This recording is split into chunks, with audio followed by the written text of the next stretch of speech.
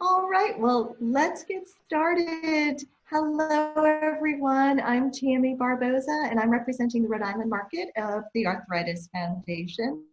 And our special guests today are Wes, Natalie, and Lana Iseli, and they are with Party Magic. It is a magic business of theirs. And I want to welcome all of you. I cannot wait for our viewers to learn about your business and magic and why you are in the field of magic. So welcome, everyone. Thanks for having us.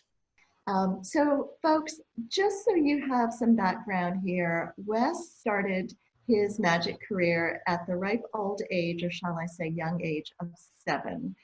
So I'm going to pose the question to you, Wes, of all of the occupations that one could have, why magic?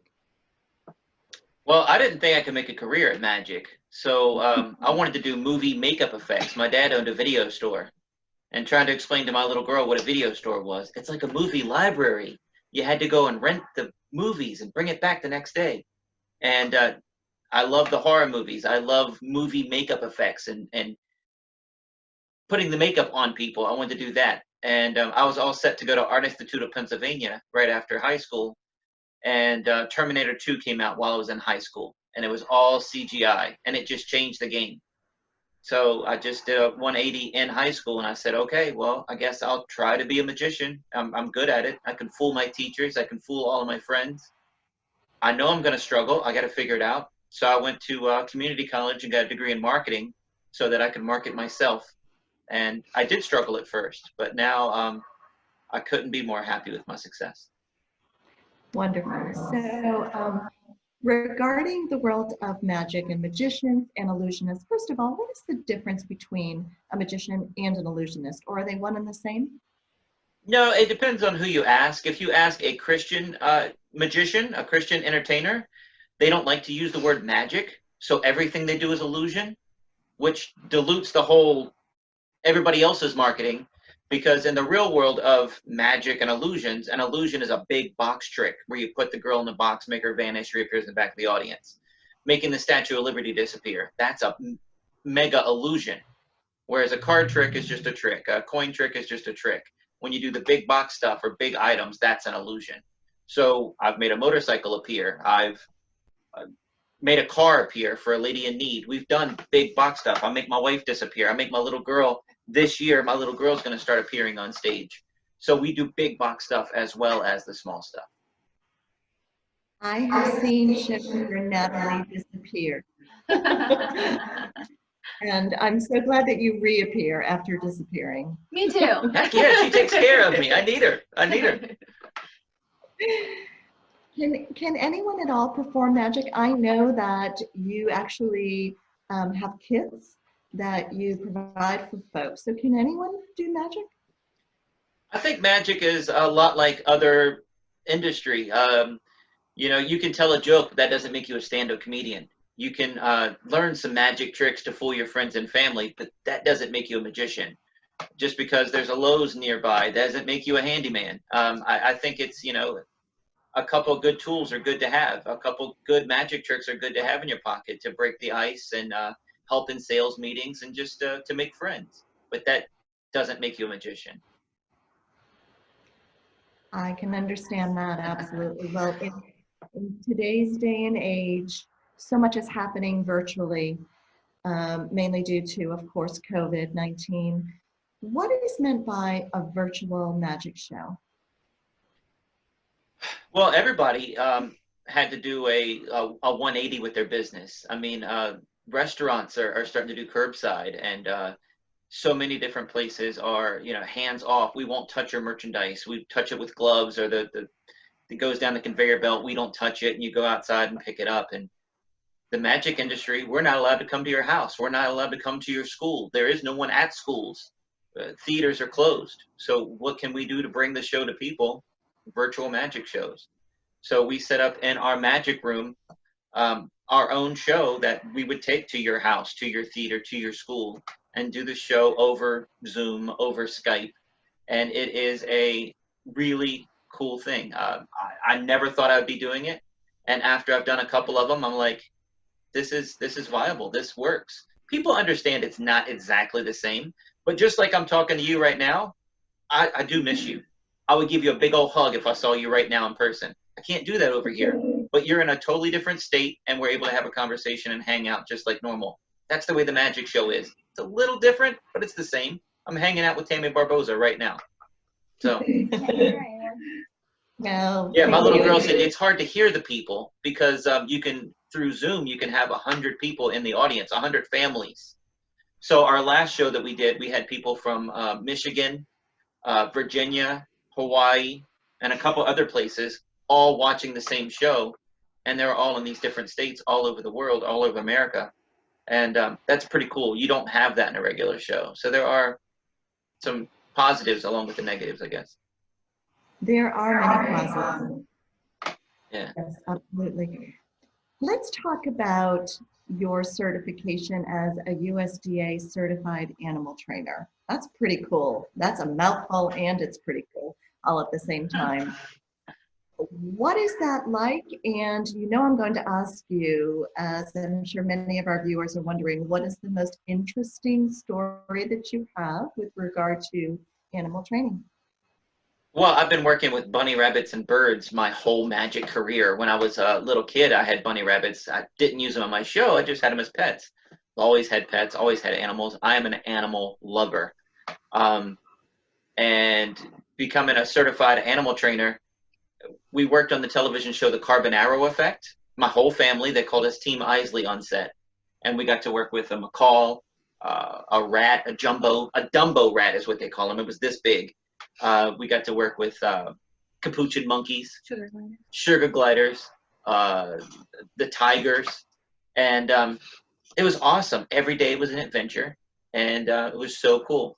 My job as an animal trainer was just to make sure they were comfortable. They can't speak up. They can't tell you if they're uncomfortable. When I cram my wife in a box, she lets me know that she's uncomfortable. Absolutely. So I have to make sure these animals are not stressed out. I have to, use my knowledge of cramming my wife in a box and knowing that when I put an animal in a box, it's going to be okay and it's not going to overheat. It's not going to be miserable. It's going to be comfortable. So working with the animals and all that, it's challenging. It's almost like you're trying to talk to this thing that can't talk back, but it's just using your instincts and working with the animals. I had such a blast doing that.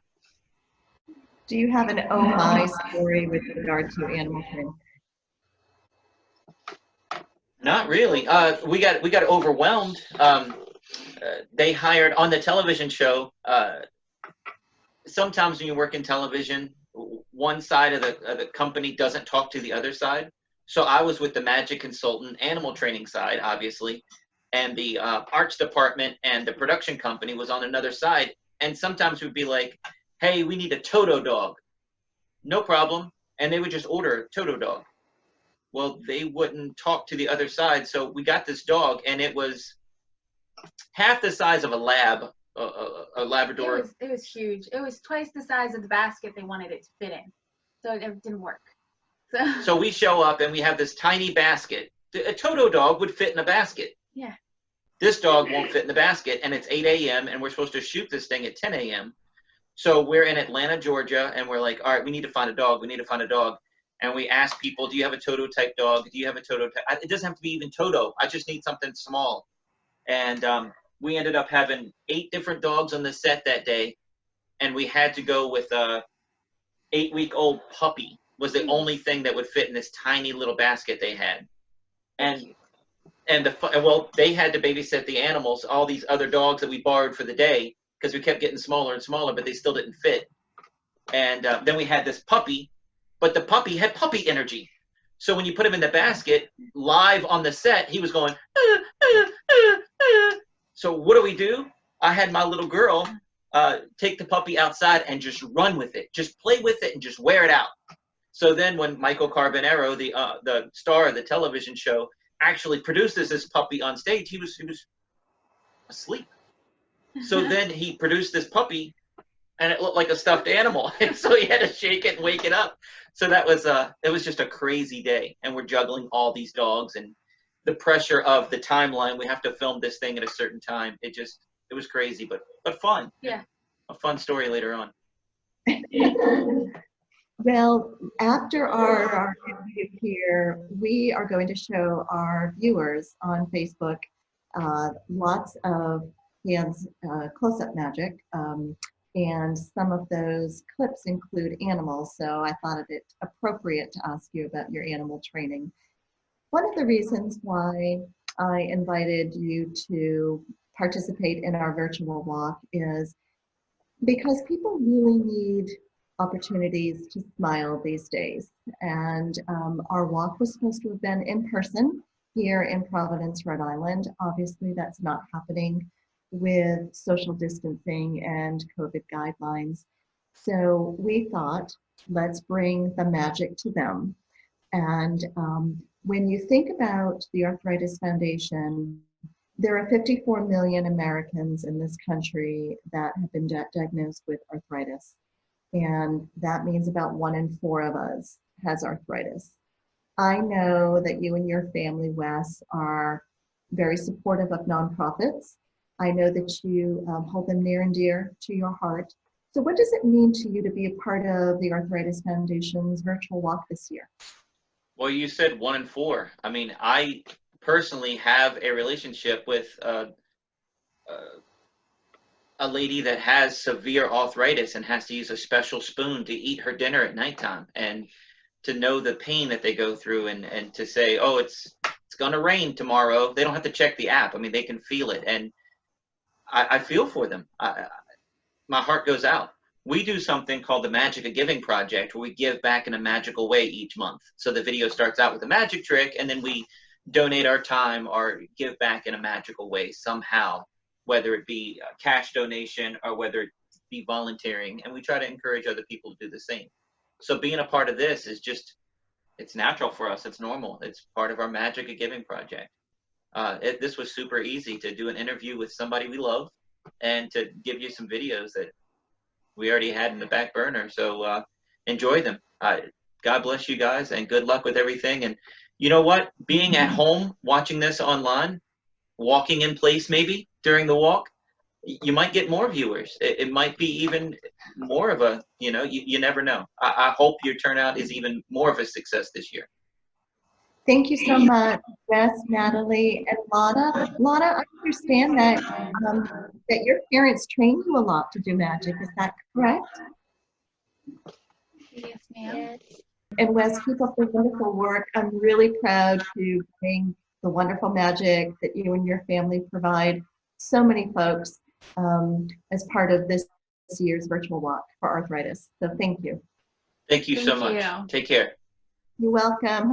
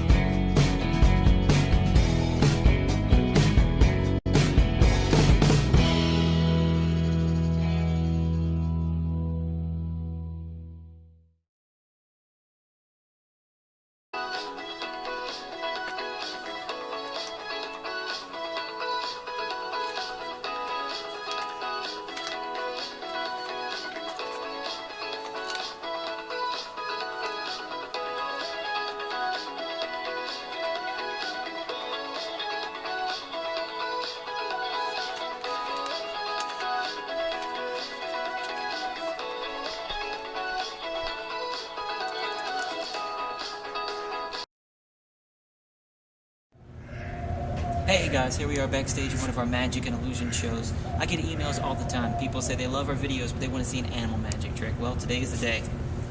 Check it out. Watch.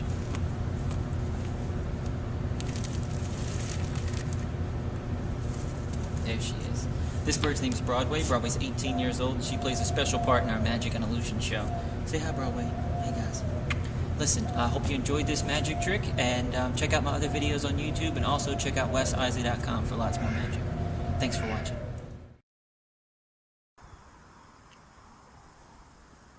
Okay, Wes Iseli is going to attempt his new motorcycle production.